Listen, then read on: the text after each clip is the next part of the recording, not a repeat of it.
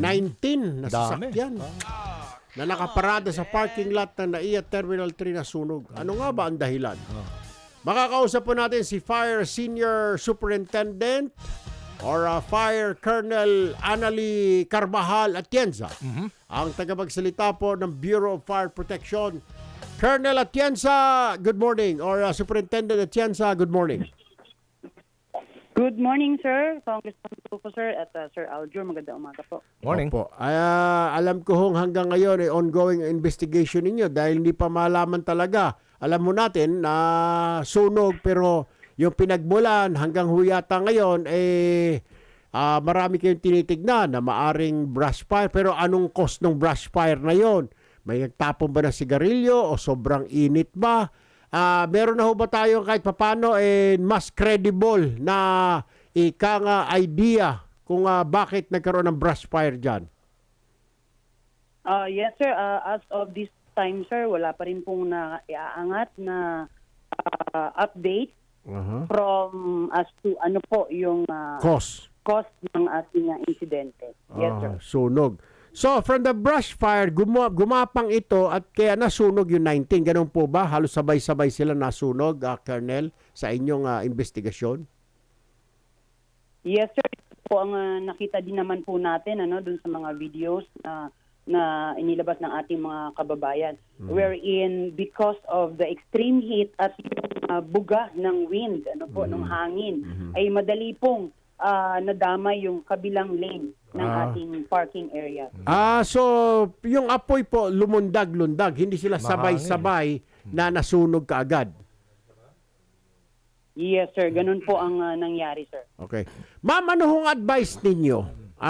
Lalo ngayon sobrang init ng panahon para makaiwas tayo ng sunog. Hindi lang mga kotse kundi sa bahay na rin. What must we do, ma'am, para iwas sunog, Colonel?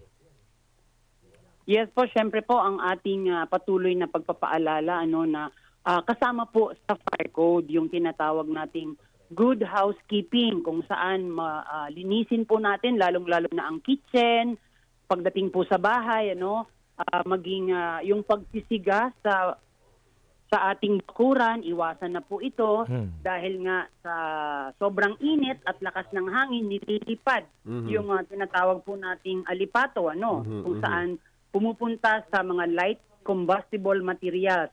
At ito naman po pagdating sa mga vehicles natin, ang atin pong patuloy na paalala hanggat maaari sa lilim po tayo mag-park at iwasan po na mag-iwan ng mga combustible materials sa loob, lalong-lalo na ang alcohol na during pandemic actually isa din po yan sa insidente na nangyari. Yung mga air freshener, ma'am, yung mga Perfume. parang mga perfume, combustible ba yan, Colonel Atienza? There are others po na masasabi nating combustible or flammable, lalo na kung ito ay liquid. But again, ang atin pong patuloy na pagpapaalala, maging conscious po tayo lalo sa paggamit nitong mga ganitong bagay. At yung ating sasakyan, gamitin din po lagi natin yung ating blow baguette para sigurado tayo na in good condition yung mga vehicles po natin. Batay sa inyong investigation dito, Superintendent, pwede bang sabihin ng private company yata itong namamahala dito sa open parking space sa NAIA, hindi namin kasalanan yan, force majeure yan. Parang ganon? Maari po nating tingnan yung ganong angulo. So, we will depend po kung ano pong kalalabasan ng investigation ng Pasay BFP po. Alright. Okay, sige Alright. po. Superintendent Annalie Carvajal Atienza ng Bureau of Fire, maraming salamat po. Manila International Airport General Manager Eric Ines. Yes. Magandang umaga, GM Ines. This is Erwin Tulfo and Aljo Bendijo. Live po tayo sa Radyo Pilipinas and social media platforms ng PTV. Good morning po. Good morning po, Erwin at saka Aljo. Good morning. Maraming salamat. Ano pong explanation at paliwanag po ng concessionaire ninyo sa parking ay bakit po hindi sinemento? Bakit may mga damo doon? Hindi man lang pinutulan ng damo kasi mukhang lumalabas ito po, naging nagsunog because of may mga damo na natuyo, kaya nagkaroon ng brush fire. Hindi lang malaman kung sobrang init o may nagtapo na sigarilyo, just the same. Sana kung wala raw damo doon, maaaring hindi nagkaroon ng sunog, GM. Pwede. In fact, doon tinignan namin yung kontrata kasi they were approved way back April of 2019. Hindi pa kayo noon. Sige po. Wala pa po. Anyway, tingnan namin yung kanilang part Liability. of their contract na malaki yung mahaba yung kontrata. They were supposed to build, may mga structure silang dapat gawin. Wow. However, may kulang silang dokumento. So, ang nangyari, dahil sa kulang ng dokumento at naabutan sila na I think yung COVID, walang nangyari doon. So, they made it into a paid parking area. Okay. So, nakalist sa kanila mula nung April 11, 2019. No? So, ngayon, okay, yung nangyari kahapon, totoo yun, matagal na naman namin yun ang binasabihan ng mga na sila na dapat, linisin naman nila, kaso hindi nila magawa. Sapagkat, yun, natuyo na yung mga talahib doon. Yun ang pinagmulan ng talagang mabilis na umapoy kahapon. Ano?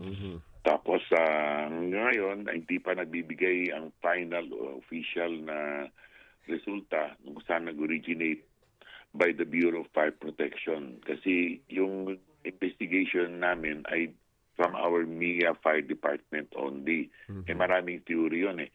So hinihintay namin yung Bureau of Fire Protection. In the meantime, yung namang yung may concession doon, yung PSI, kung tawagin, ay handa naman at gumawa na kasulatan na pananagutan nila lahat yung mga damages sa mga Ayun. Malinaw yan, Malinaw. Perwisyo. Na Malinaw po yan. sasagutin nila. Okay. Panghuli na lamang po, sir. So, paano ito? May instruction na ba kayo sa kanila? Baka pwedeng putulin yung mga damo dyan Tambakan. para tambakan ng mga graba kahit paano. Konting budget lang. Ilang dump truck lang na graba yan para wala na yung mga damo, sir? Opo, nagsimula po sila kagabi actually. Pagkatapos namin nag-usap, nagpasimula hanggang kaninang umaga, dinilinis nila yung area ng yung mga tuyong-tuyo na talahib na napakarami. Pinapalinis namin yun at sasagutin nila, sinabi nila kahapon dito nung nag-meeting kami kahapon. So, yun, ginagawa nila ngayon sapagkat hindi naman nila pwedeng cementerin, sapagkat I think yung ilalim yata yun, nasa plano yata na tatamaan ng gagawing tunnel o subway. Parang gano'n. Anyway, so yun, number 2 is that pinagsasabi namin sa yung mga may mga malalapit doon na kung pwede, bantayan ng gusto baka may tao pa rin na naninigarilyo, matapunan ulit Tama. yung Tama. talahib Okay. doon, mahirap na. Opo. Yun. Okay. So yun ang ating ginagawa ngayon. Okay. Mahal daw yung parking fee dyan? Hindi ko po masabi kasi Pero hindi kasi hindi naayos eh. Kung mahal yan, dapat inayos nila. Hindi naman yata mahal. Pero yun Okay. lang, meron daw mga nag-i-stay ng 1-2 araw pala o mga 3 araw. Ito yung mga bumabiyahe siguro na walang maparadahan. Pero mostly ang may-ari doon, malamang yung mga empleyado sa Terminal 3. Kawawa naman. Anyway. Yun nga. Tapos, panghuli na lamang, GM, I think this will fall under your responsibility, under your office. Yung fire trucks natin, dapat meron tayong sarili at ambulance, kagaya to respond immediately. Kasi yung mukhang galing pa sa kung saang lungsod yung bumbero natin kahapon, kaya hindi kaagad naapula itong aapoy. GM, is this correct? Actually po, unang responde po yung fire truck natin na malapit. Ayun, sa hangar, sa mga hangar.